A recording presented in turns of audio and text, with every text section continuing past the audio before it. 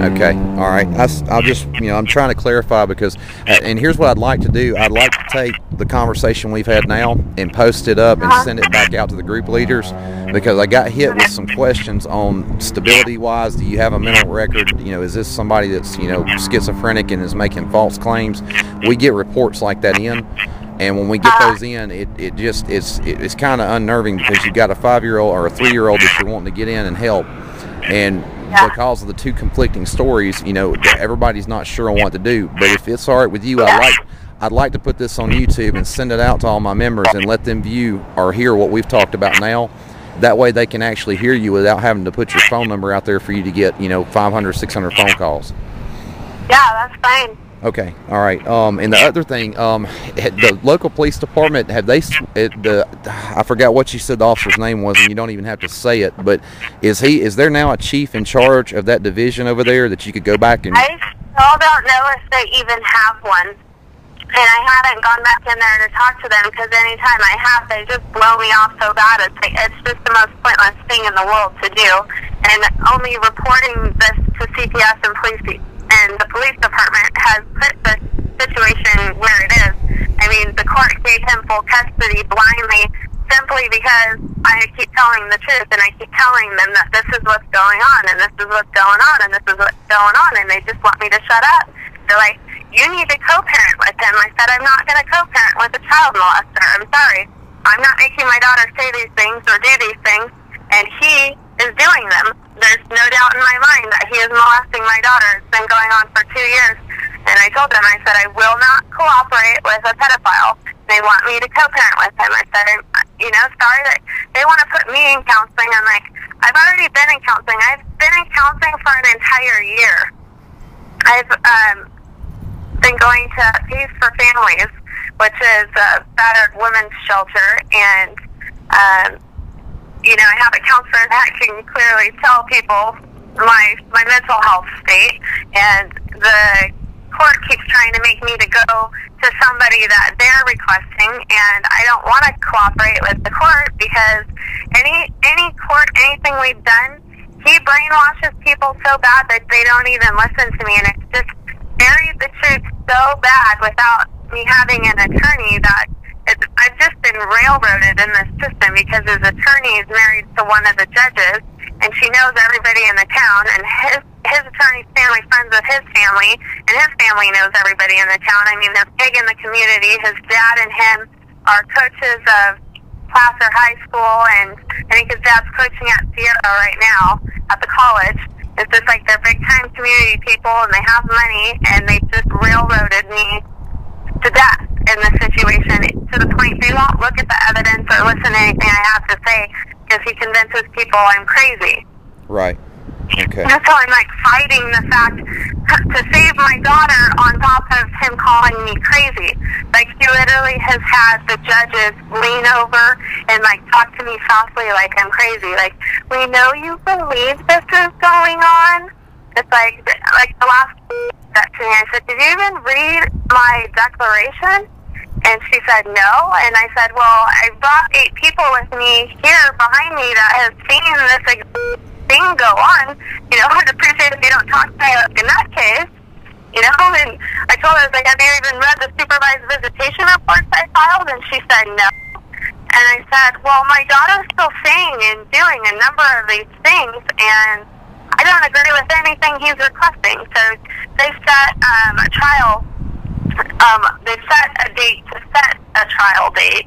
So on the 6th, when we go into court, we're supposed to hear his restraining order, and he's trying to adopt the 7:30 court evaluation we just had, and then he's trying to and then set the trial. And they didn't want a trial. And the judge was like, okay, you just asked me for this, this, and that, and now you don't want a trial. And she's lying to the court. His attorney is telling the court, oh, the court's already seen the video. The court's already seen the video. And I said, no, they haven't. Like, no judge has ever seen this video. And she's just trying her hardest to keep this video out of court because nobody's even seen it. She's like, we don't need a trial. The court's already seen the video.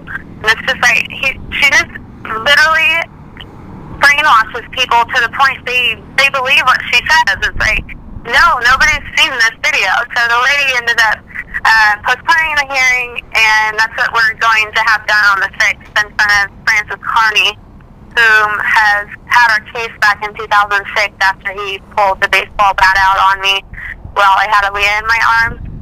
She had ordered at one point that he didn't even get visitation and ordered him to have, anger management. And so they moved that out of her court real quick, but that's who we're going back in front of, and I'm hoping that she'll sit here and see how backwards this has gotten turned, because he used to be on supervised visitation for his alcohol abuse and for his abuse towards me, and I don't even see how he's even managed to get it this far. It's just insane and makes no sense. So now, I think it's something to do with the tie-ins on it. Connie, I tell you what, you got my number, and what I'm going to do is, I've got my daughters with me. I'm taking them back. It's like Sunday. I've got to have them back in about 15 minutes. But what I'd like to do is continue this phone call. I want to finish getting your side of the story. I want to get it posted on the internet for everybody, that I can give them some kind of feedback on where we're at. We may go back over some of the stuff we've already talked about, and that's fine. I'll edit it out. But, you know, because I called you, you didn't call me.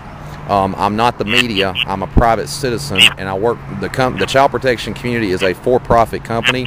We're not a non-profit, so that means I don't have a tax status that they can call and threaten me with. All right, I can post this thing. Are you driving or something? Because your phone's cutting out really bad. No. I'm sorry. What I was telling you. Are you there? It's cutting out so bad. I'm hearing like certain chunks of what you're saying, but I can't piece it together. That's fine. Are you there? Can you hear me better now? I heard that sentence. Okay.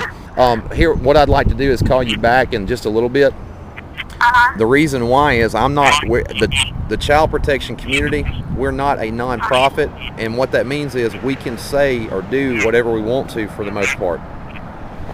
We don't have a tax status that anybody can come and hold over our head and say you can't do this and you can't. The worst they can do is sue us in court, and over this issue, I welcome it. Okay. Does that make sense? So what I'm wanting to do is get this out there to the nonprofits that are active in your case and are trying to help you, and let them hear your side personally. And I don't think it's going to violate anything to do with the court, because of the fact that we're not a nonprofit, we're not media. We called you, you didn't call us. So you see what I'm saying? So I don't think you're in violation of anything. And if it does get to where it is, I'll pull it down. Okay. So, but anyways. I'm just at a point with this where it's getting so big right now that he doesn't have control over anything, and I just know that, I don't know if I told you also, but the head of TPS has actually contacted me again. Did I tell you that too? No, I did not know that. The head director, I can't remember his name, Richard Nett, I think it is. And when did he? Placer County has contacted me through Aaliya.com, and I've written him back. So him and I have been talking back and forth through email. I told him I wanted to keep everything between him and I through email because of how bad CBS has already screwed me over. Right. And how I've gone through and explained the game she's playing now. I said, what's it going to take for you people to do something? Have my daughter's dead body at your feet? And then what are you going to say to me? Sorry? So him and I have been going back and forth, and I've been getting him information. So I don't know what they're doing, or if they're truly investigating or what, but I don't trust them anyways, because look what they've already done. Exactly. Let me ask you this too. As far as the CPS goes, is he acting like they're getting ready to do something, or what exactly? When did he contact you, and what did he say? With CPS, is that what you're talking about? Yeah. He has contacted me. It's been within the last week. I don't remember the exact date. I could pull it up in the computer probably. Right.